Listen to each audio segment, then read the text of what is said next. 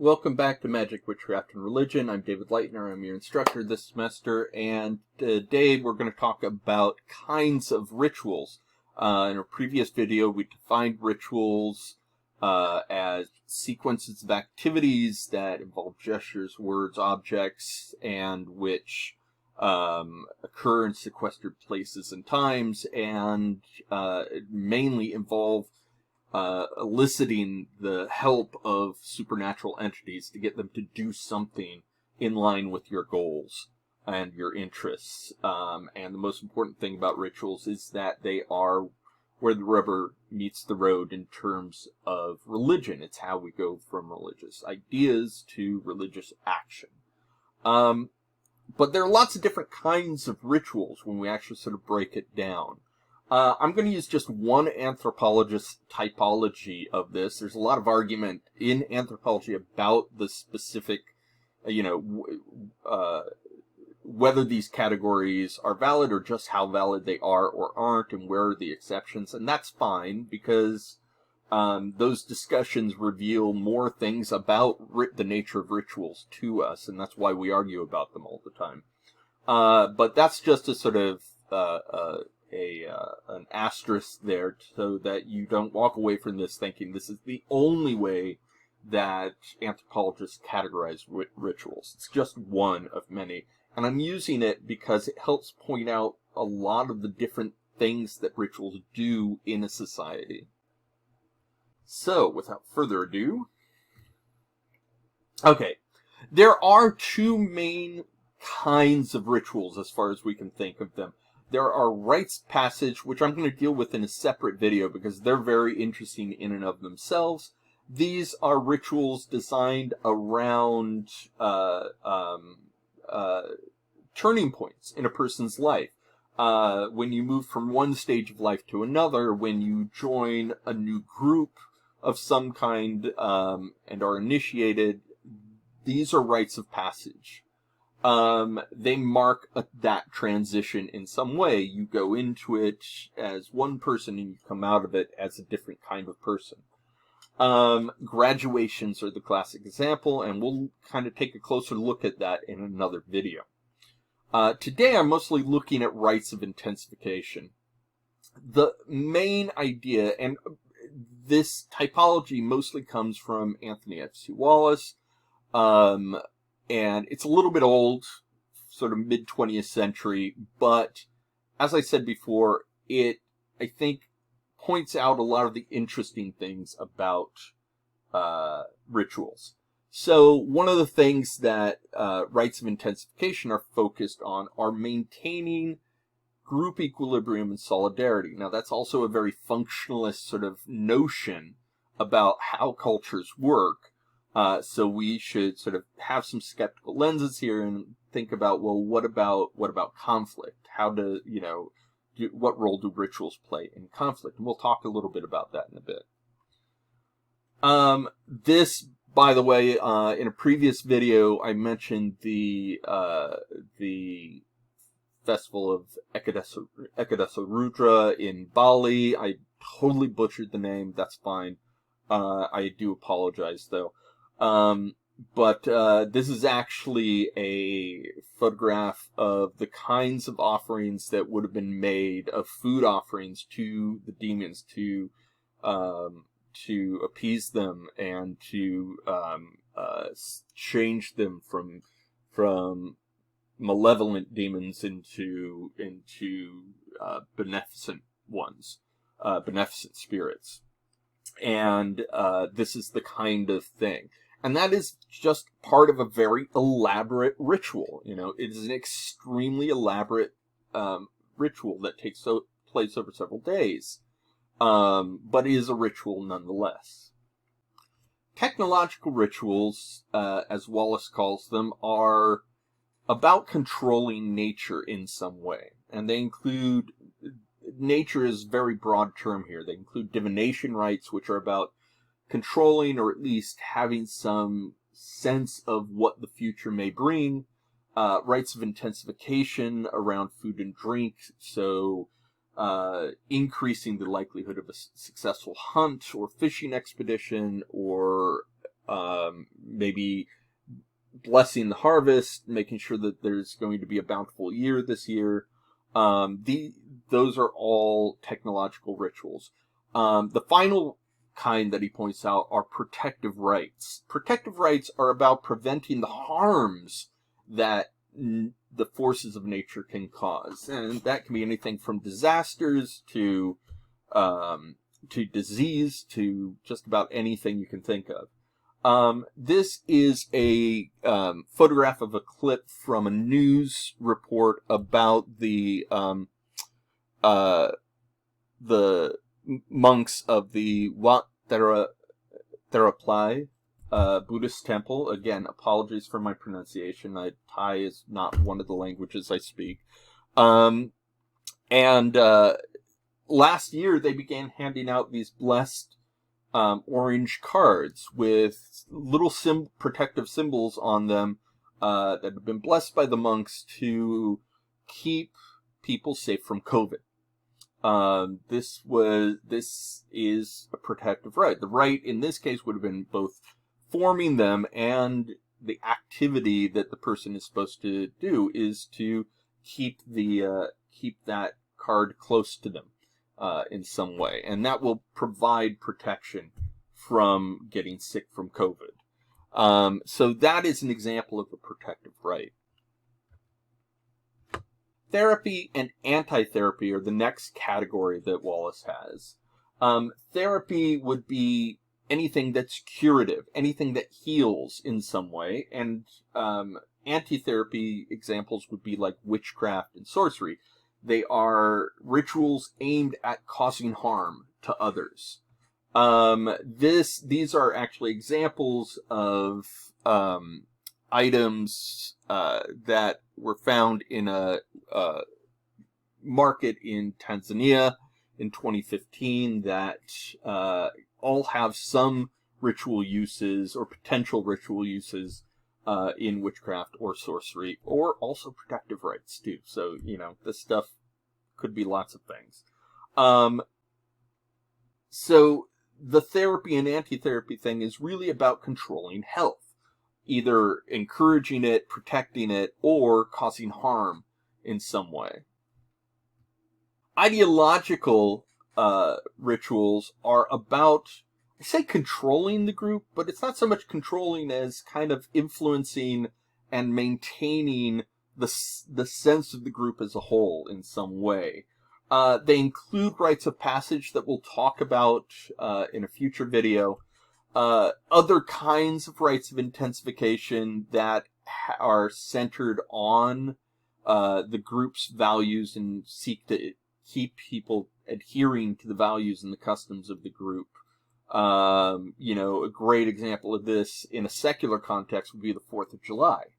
It is a day in which we, however commercialized it may be, it is still a day in which people talk about freedom and honoring the troops and democracy and these sort of ideals of the nation state of the United States, as an effort to sort of rehearse these things and to, because we're all doing the same activities, to feel some sort of camaraderie as a national whole. Taboos fall under this category. So these are ritual avoidances. What are things you shouldn't do? Not stepping on a crack, as I've mentioned before, because you might break your mother's back. That's one, but other kinds of taboos exist as well.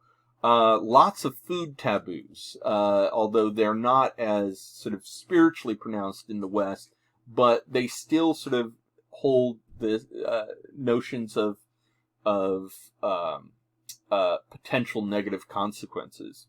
Courtesies are positive actions that you are encouraged to do. In other words, both taboos and courtesies encourage and regulate human behavior in some way. If you've ever blessed somebody after they sneeze, that's a courtesy. And it goes back to an idea in medieval times, supposedly, that your soul could escape through your nose, basically, if you sneeze too hard. or that it opens you up spiritually to corruption by Satan and the forces of evil. But that's an example of a courtesy. Finally, rites of rebellion, and kind of similar to rites of rebellion, rites of reversal. These involve a kind of ritualized catharsis. That is, the power dynamics of people in a society are switched in some way. In reversal, it's the people at the bottom become the people at the top for a time. So this is the older sort of idea of trick-or-treating before it became largely a children's activity. In the 18th century, it often had more to do with people going around and demanding food from people. This is kind of what it's about. Similar thing with Christmas caroling. That was a sort of way of doing that. But I think the Halloween example is a little more powerful because there's an implied threat if you don't give them the food. But also that threat isn't just that they will get you, but also that if you don't do this act of kindness, you may become a target for evil spirits. In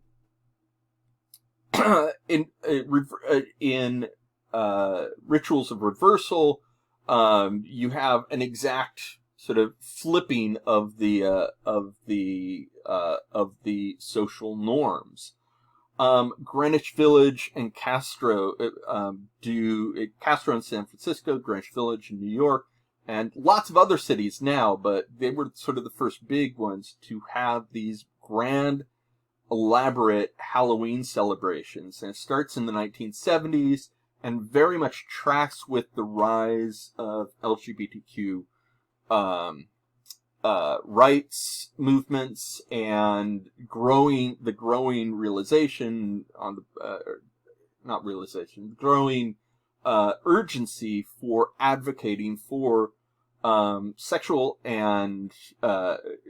identities and gender identities that were not the norm.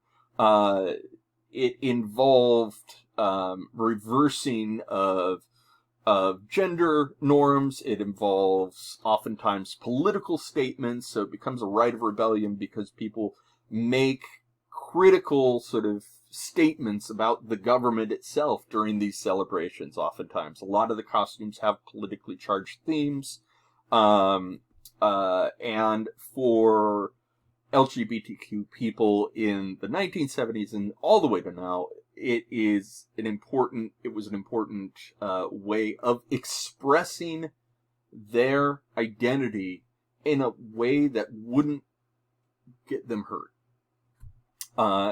Being out and proud, being there to be seen, as opposed to being locked away in the closet. And so these Halloween celebrations very much for a long time have operated as rites of rebellion. There's a lot of argument about how commercialized they've gotten at this point and whether they really still have that meaning and so forth. But at its core, that is where these rituals came from. Salvation rites. Salvation rites are about repairing or switching identities in some way. Possession by spirits, by demons, by gods, deities, that sort of thing. They are when an alien presence, and I don't mean little green men aliens, I mean alien as in something outside of an entity other than yourself enters your body and takes over. So we see examples of spirit possession and deity possession all over the world. They involve usually elaborate rituals to prepare the person to be inhabited by the spirit, although sometimes spirit possession occurs against a person's will. Ritual acceptance of alternate identities. As part of attaining certain roles in some societies, particularly religious roles, oftentimes there are rituals of either cleansing or actually accepting spiritual power in some way that transforms the person. Becoming a shaman is a very good example of this. Finally, we have mystic experiences. Mystic experiences are about a loss of self that is then replaced with a new or cleansed version of the self in some way. So, and always through identifying with some kind of sacred being, whether it be a deity or a spirit or a force. But it involves a moment of ecstatic, usually ecstatic, revelation of some kind. This is actually a picture of the Pentecostal Church of God in Harlan, one of them in Harlan County in 1946. So Harlan County is in Kentucky. And what you're seeing is both the ceremony of laying on hands, but also some people speaking in tongues. They're being possessed by the Holy Spirit at this moment. This is both spirit possession and to some degree a mystic experience for some people. It is a very profound, emotionally and spiritually profound experience that these people are having. And it occurs in lots of different cultures, this kind of possession. Finally, we've got revitalization rituals. Now, we'll probably talk more about these when we talk about religious change and change in religious practices. But revitalization rituals come about as a result of disruption in some way. The culture has been disrupted. Either it could be through famine or plague or disaster, but very often it is through the advent of colonialism and contact with colonial forces. It usually is led by a charismatic leader, whether they are a prophet or simply considered a wise leader, and they always purport to bring about a better world, although the methods by which that world will arrive are different, but the rituals are aimed at bringing that world about. Cargo cults are a classic one from the 19th and 20th century, seen primarily in the South Pacific, particularly in Melanesia, islands like Vanuatu and Papua New Guinea, experienced these new religious movements that were syncretic. That's a word I should actually have written down for you. S-Y-N-C-R-E-T-I-C. Syncretic. Syncretic religious practices are practices that meld the traditions of two different religions together. And so cargo cults sort of were influenced by both Pentecostal practice and belief to some degree of salvation, and with older ideas about animism and the coming of spirits. The idea here was that now there were actually lots of different cargo cults, and they all were a little bit different, and they all had different leaders. But the main idea is that the future better world is going to come in the form of cargo, the way that cargo comes from ships and airplanes. And that when it happens, in many of these cargo cults, it would also take the white people away.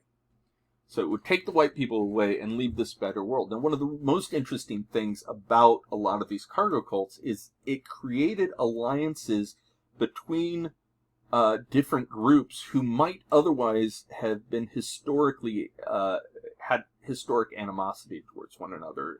In other words, they didn't get along historically, but oftentimes, even without speaking the exact same language, it would bring these groups together in ways that, frankly, bothered the colonial forces. This image is actually of a John Frum cross from Tanna Island, Vanuatu, and John Frum was the leader of one of these early cargo cults, and in Vanuatu, on Tanna.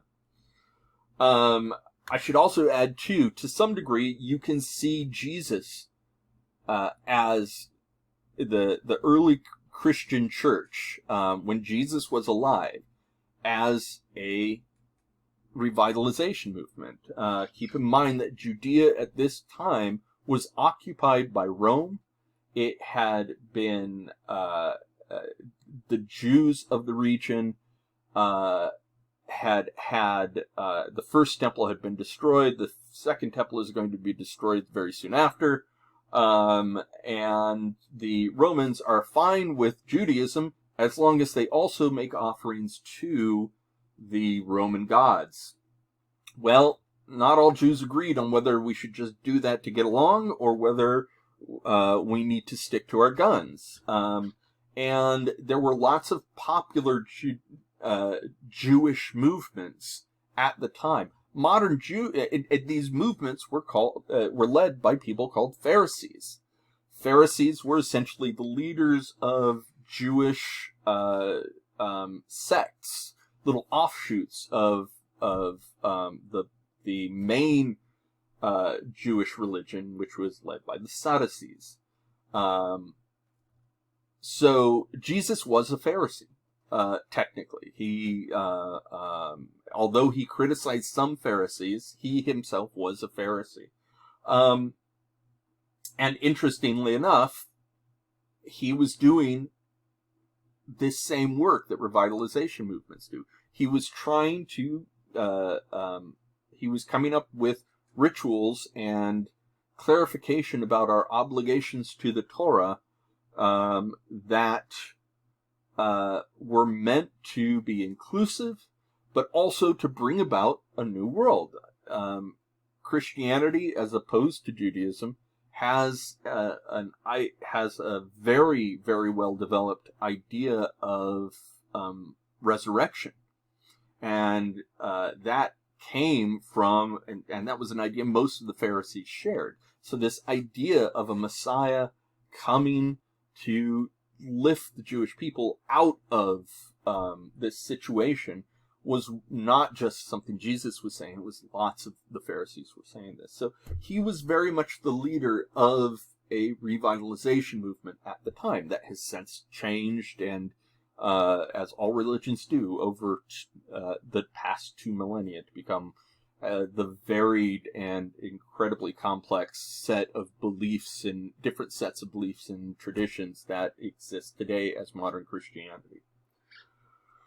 That is it. There's a lot more to rituals than just this. But as I said, I wanted to sort of point out many of the ways that rituals sort of intersect with people's lives.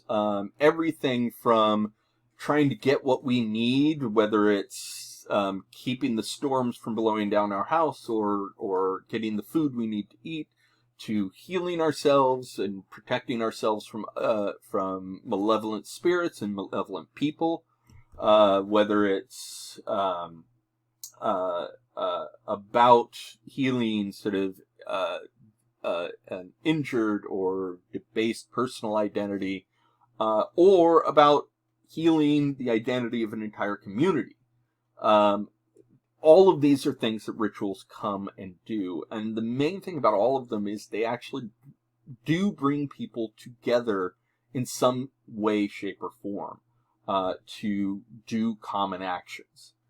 That is it for now. I can't believe that took me 25 minutes to get through. Sorry about that. But I hope you take care of yourself this week. Stay safe, and I will see you again next time.